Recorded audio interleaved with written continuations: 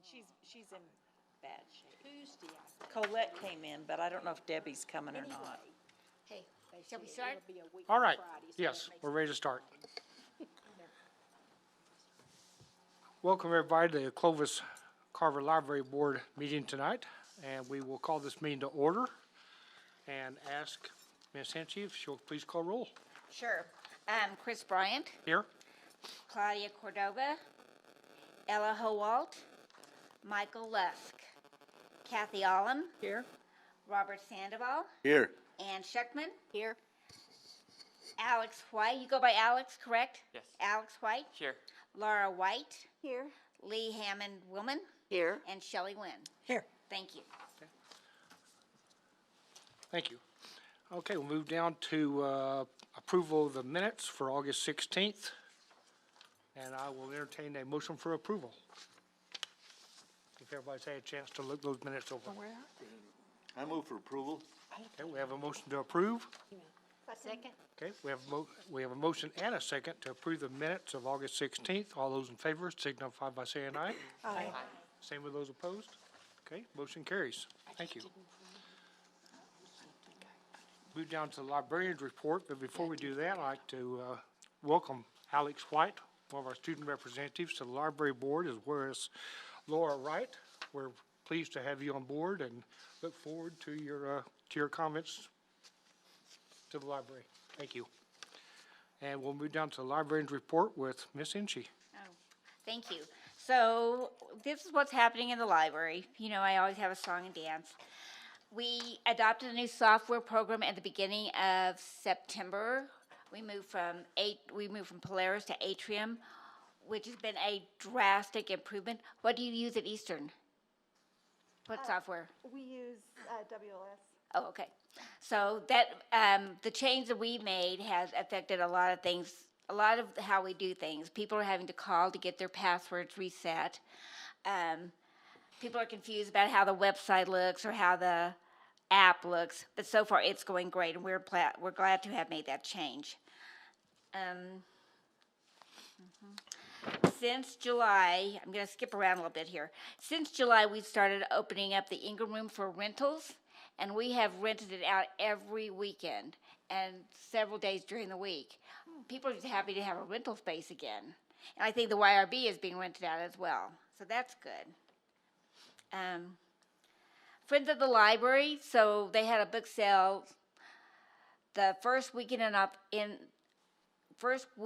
October, and they, how much, Shelley? $740? $748. $748. And then they had a booth at the Pet Expo, and they had $47 sold. So they're doing well. Our Friends of the Library has really recouped themselves. They are under the management of Sarah Stevens and Misty Bertrand at the Civic Center. They do things like collect books out there. They come and help sort books. It's phenomenal how well they're doing. So I'm glad for that. Last week on Thursday, let me back up. So about a year ago, Claire Burrows, the assistant city manager, came to me and said, "Margaret, I want you to look at Don Clifton's Arrowhead Collection." And Don Clifton was a former city manager. So we went out there, and I took a look at his Arrowhead collection that consists of 13 different cases. And Mr. Clifton said, "Margaret, I'm giving these to the library." So you give them to the library? He said, "Well, I'm adding to your collection." So over the course of the year, we bought display cabinets. Mr. and Mrs. Clifton came and measured and discussed on how these arrowheads were going to be placed in these display cabinets. We finally had this project dedicated last Thursday by the Chamber.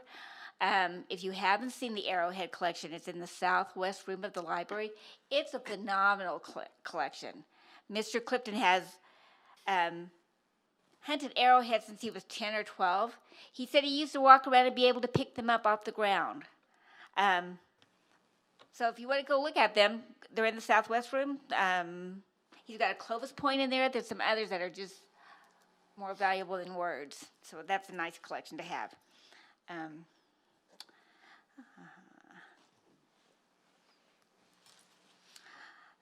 September, one of the weeks in September that we celebrate in the library world is called Banned Books Week. And this is the week in which we take a number of books that have been banned for whatever reasons and highlight them. Either we give them a description and put them on the shelf, or we talk about them on Facebook or on our webpage. Within this time frame, there was a book. It was a board book, so it's a heavier little book that was checked out to a patron's child, who when her mother found out about it, she took the book to her commissioner, her district commissioner, who then brought it to me asking that it be banned. The book is called Anti-Racist Baby. It's a board book. If you don't know what board books are, they're the little bitty books with thick pages. The commissioner brought it to me, and I was not here that day when he brought it to me. And then the city manager brought it to me, and he and I had a long discussion about the book. My feelings about banning this book are all over the place. It was a board book. So, it gets stuck in there with all the Clifford and Berenstain Bears and Arthur. Should it have been purchased? Probably not. I will say that I do all the collection development, and I think I scrutinize the collection or the things I buy pretty regularly. Back before the 2017 shooting, my children's librarian was very, very, very conservative, and she would not let a book like that onto our shelves. After the shooting, or after the 2017 incident, I hired a young lady right out of library school who was kind of edgy. She ordered some things that are some YA literature, some nonfiction literature, even some juvenile nonfiction that are about things like gender dysmorphia, sexual identity, that kind of thing. So that's when that book was purchased. My feeling from the get-go is that as a mother, when I used to bring my boys to the library, they would collect 10 books, and they'd throw them in a bag, and I'd say, okay, let's take them home. And I would look at them when I got them home. And I'd say, no, you're not going to read this one, or this one, or this one. So this book was not, the mother did not discover that this child had this book until the day they were due. So that's my first problem with this whole scenario. So I agreed with Mr. Howald that I would go ahead and take the book out of the collection. And he asked me at that point about other banned books. There are banned books. Oh, I'm sure, Miss White, you can tell us all about banned books from here to everywhere. There are every book, I would say 75% of books on a public library shelf have been banned for one reason or the other. The Bible has been banned. Books like The Giver have been banned. Anne of Green Gables have been banned by some faction of the community or the population who decides that something is a little off in that book and they want to pull from the collection. It happens everywhere. So as I explained to Mr. Howald, our policy, if a book like that had come to my desk by the patron, I would have brought the book here to the library board. The library board would have set up a committee of 3 to 5 people who would have read that book and then determined if it could be kept in the library or taken out of the library. So that was kind of bypassed because the commissioner took it to Mr. Howald, and Mr. Howald brought it to me. Should that book have been on our shelves? I don't know. It's a board book, so probably not. And I was telling Commissioner Bryant that if it had been a juvenile nonfiction, it probably would never go out. There's just lots of books that a library purchases for whatever reason to meet the standards of the community in which they serve that never circulate. And that's what being a public library is all about, keeping that balanced collection, meeting the needs of everyone. I explained to that commissioner last Thursday that if he would like, he could come and look at our collection overall and decide if other things should be banned. We'll wait and see. The policy for our banned books, to challenge a book, is in your policy manual, along with our collection development policy. So if you want to take a look at that before our January meeting, because we will review that in our January meeting.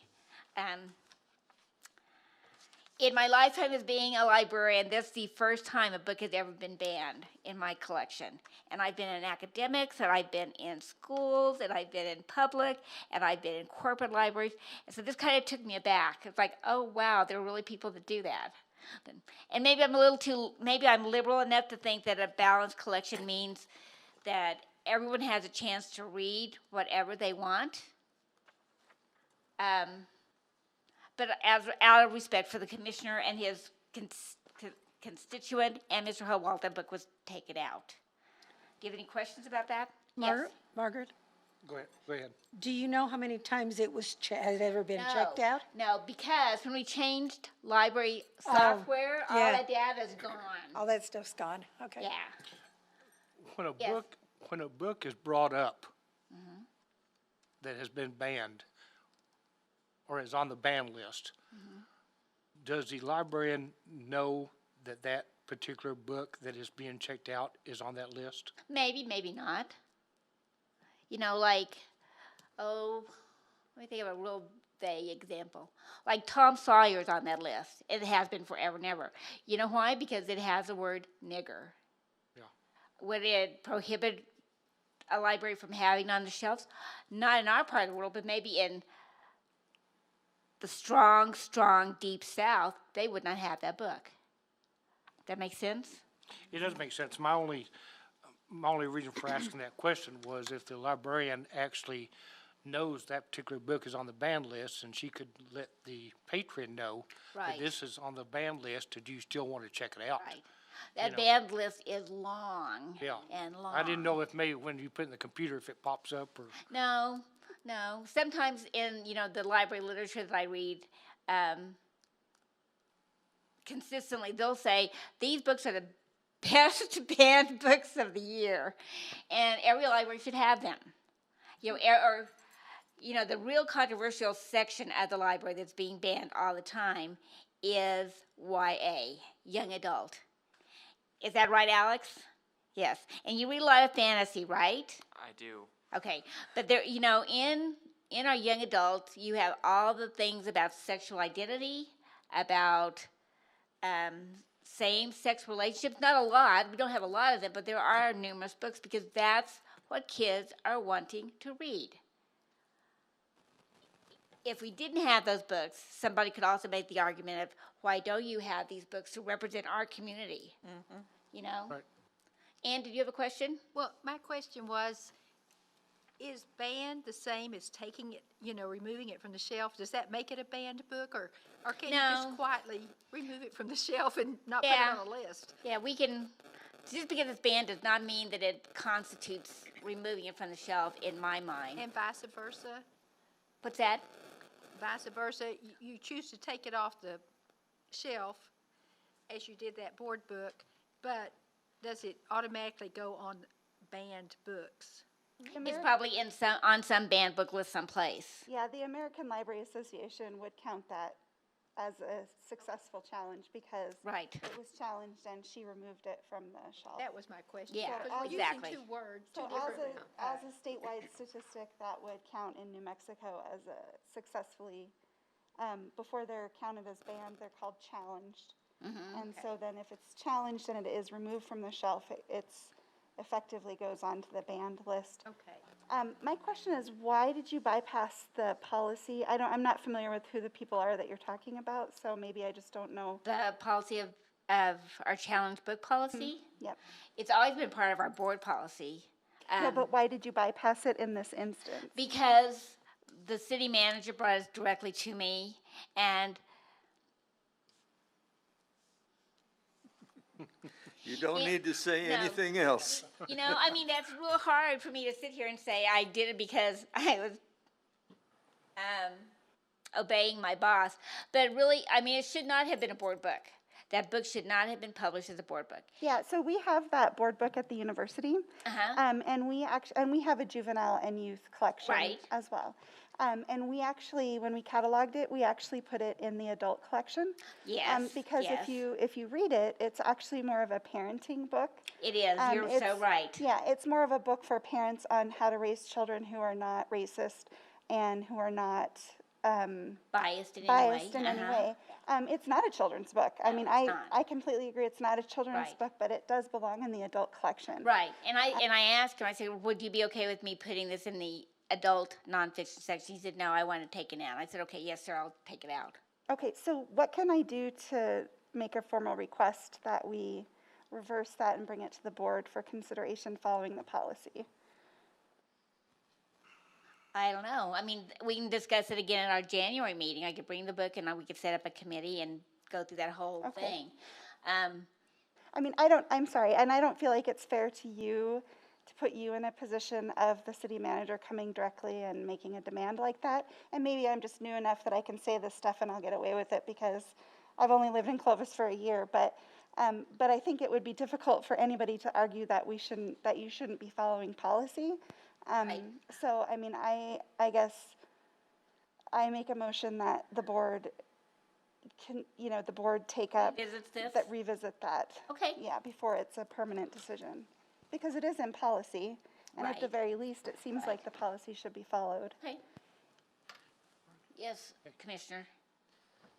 I guess looking at it from the other side. Well, first, I think there's two different topics here. One for children and one for adults. They're completely different. They're 180 degrees. But let's say I'm a John Grisham fan. I read all his books. Somebody comes up and he says, well, his new book is a banned book. So what? I like his books, and I'm going to read his books. Right. I'm not committing a mortal sin, or I'm not changing to a communist. I still want to read John Grisham. Right.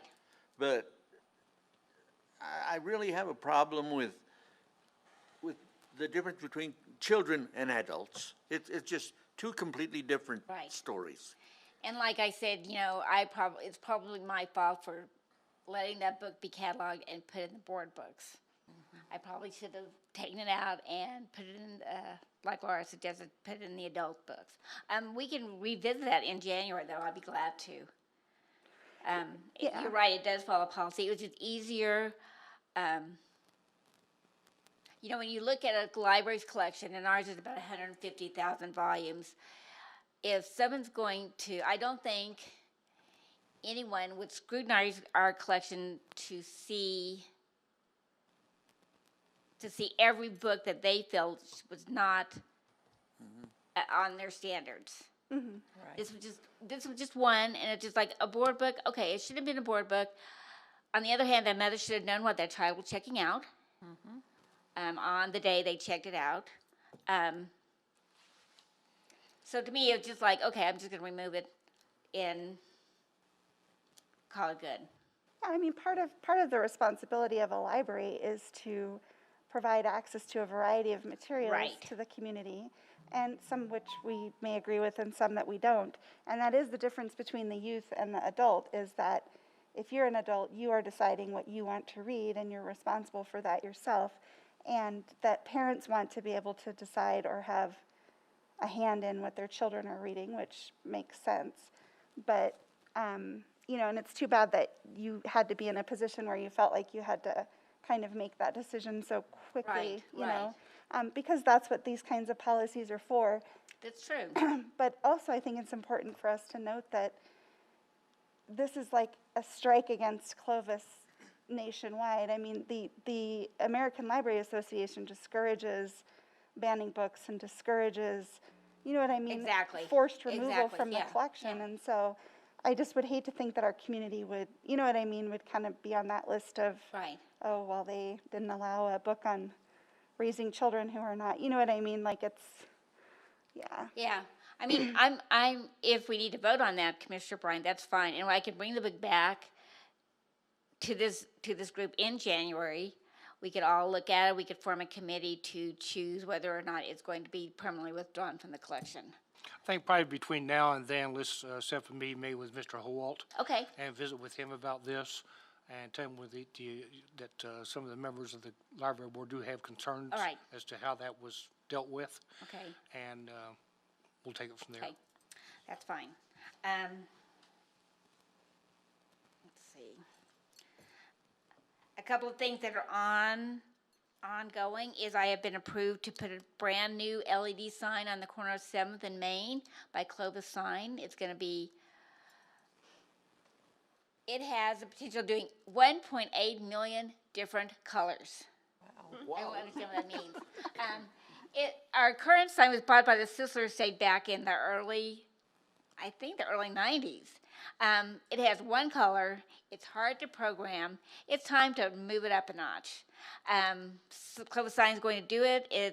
We're using GO bond money, general obligation bond money, to do this. It's costing us about $33,000. It'll make a difference to that corner.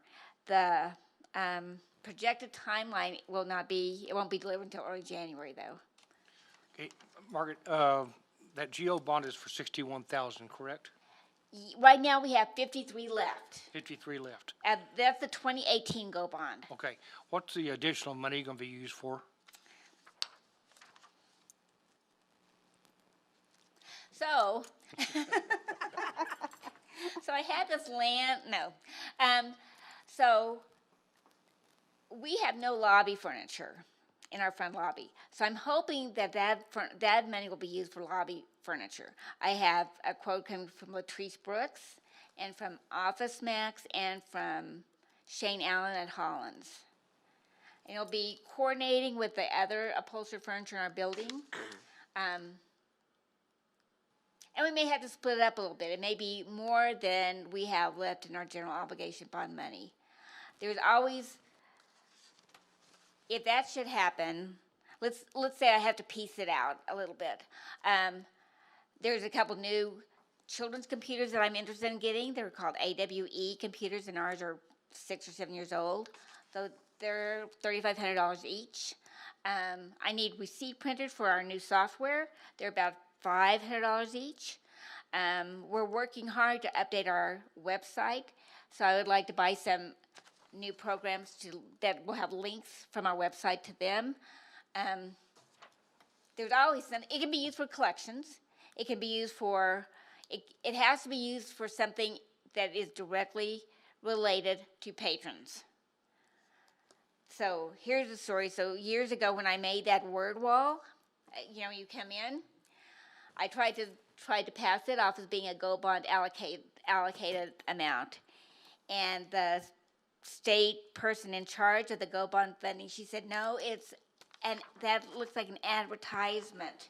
If it was directional, I would have approved it. And I said, let's just go slap some arrows on it. But that money will have to be spent by April of 2022.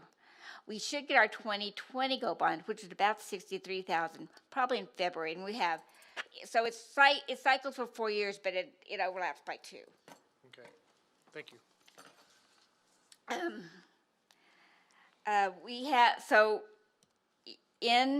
Over the past 2 years, Mr. Howald and the City Commission has given me these funds to do a big landscaping project on our south lawn. I have been looking and looking and looking for someone to do this project. Because of COVID, nobody seems to want to work. So I have decided to change my landscaping, to scale down my landscaping project. I really wanted to do something fantastic with with a path and maybe a water feature. Now what I'm going to do is I'm going to trim the trees up to make them pretty. I'm going to remove those bushes on the 7th Street side. I'm going to remove those trees in the islands, in the front, those 2 islands, and do a little bit of plumbing work and call it good. And then we're going to winterize the yard better. We're going to take better care of it. What bothers me most about the landscaping, it always has, is that it's Bermuda grass. And so, when it's that springtime and you get that crabgrass growing and the Bermuda is just sitting there not looking very happy, then our lawn looks bad. One of the things I tried was putting artificial turf in there. But then I had a premonition from Lionel Scartis to do not put artificial turf in front of the library like I did at the bank. I was like, okay. So Justin's okay with me scaling it down. I think, I would love our lawn to be prettier. I would love it to look like it does on 8th and Main in that block. And I don't know really how they got. We'll have to wait and see how that lawn looks after a couple of years. Have you considered maybe, part of it being a lawn and part of it xeriscaping? We have done that too, and that's one of the things I have out on bid. Yeah, and I like to put some new benches out there, but the trees need to be trimmed up. The islands need to be worked on so the water doesn't puddle in them. So it'll happen. What else? Let's see. I have the pleasure of being this year's United Way campaign chairman for the city of Clovis. So our drive runs from October 12th to November 12th. We had coffee and donuts last Monday as a kickoff. We're doing a spaghetti dinner tomorrow. That's $10. We have great door prizes. According to Aaron Birch from the United Way, our contribution in this part of the state, our contribution was down $80,000 last year. I've been encouraging people to give $1 a paycheck. $1 a paycheck is $24 a year. And I told Public Works this last week, I said, that's a soda every day. That's a soda, and so you're giving $1. So I'm hoping that our pledges and our contributions will be massive this year. I hope we turn that around. The only other things I have on my list are to talk about are the Christmas open house and the Christmas cookies with Santa. So our Christmas open house usually coincides with the Christmas lights parade. And I talked to Lisa Pellegrino Spears again today, and that's what it will do. We haven't figured out all the logistics yet, but traditionally she has photographs with Santa out at the Railroad Museum. Then Santa comes over here to the library and he reads a story, and we give out some prizes and sing a couple songs. And then right before the parade, we hand out cookies and cocoa to everyone. And that's what we're planning on doing this year too. And it'll be funded by the Friends of the Library. The city is also hosting our Christmas cookies with Santa in the library on December 14th. And that's mainly for city employees and their kids. Okay. When's the Christmas light parade? What's the date on that? December 4th. December 4th, okay. You may have said that and I just completely missed it. And that's my report. Do you have any questions Okay, or thank you. concerns? Any questions for Margaret? I do. Yes. May I Okay. bring up the topic of the book that was banned? Uh-huh. Sure. So I was thinking, what would happen if this were to happen again? If your boss came to you with a different book, should we have some kind of procedure? Yeah, for sure. And there's a policy in our manual. Okay. Yep. This one, it was just easier to say, okay, let's just take it out of the collection, be good. On page 15, there's the policy is super clear that he should have filled out a form, and there should have been, it's pretty detailed what should have been followed. So, yeah, I agree with you. It should, yeah. What else?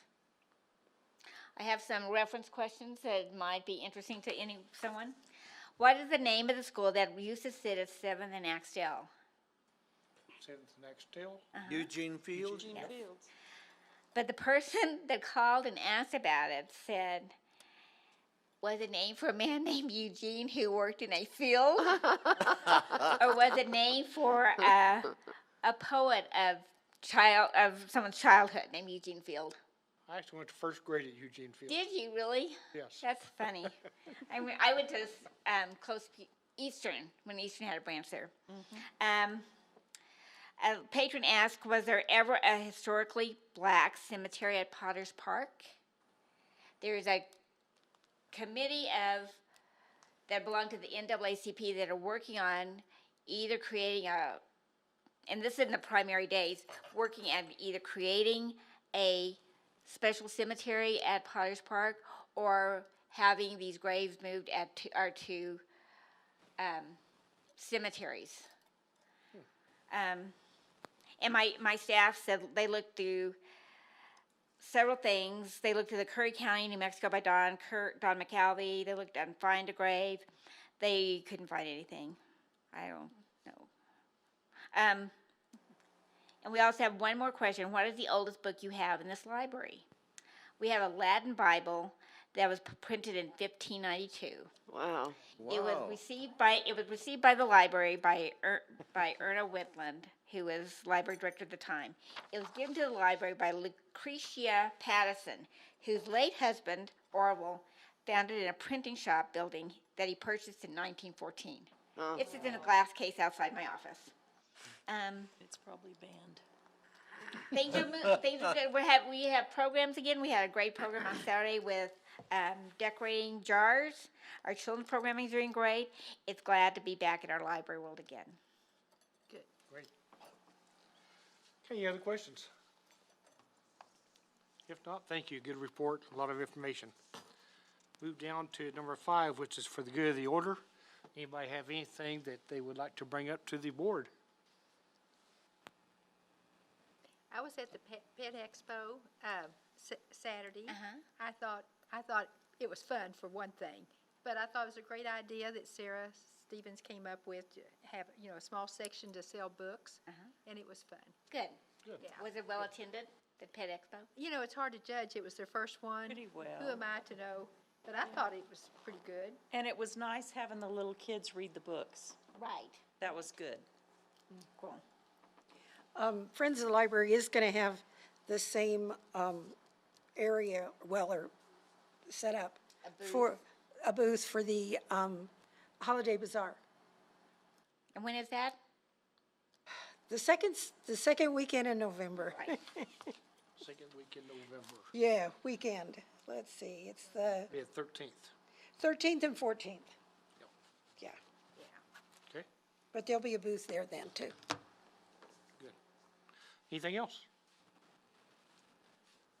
Okay, well, we won't see you all before the holidays, so I wish everybody a happy holiday, and I guess we will see you next year. We are adjourned. Right. Thank you.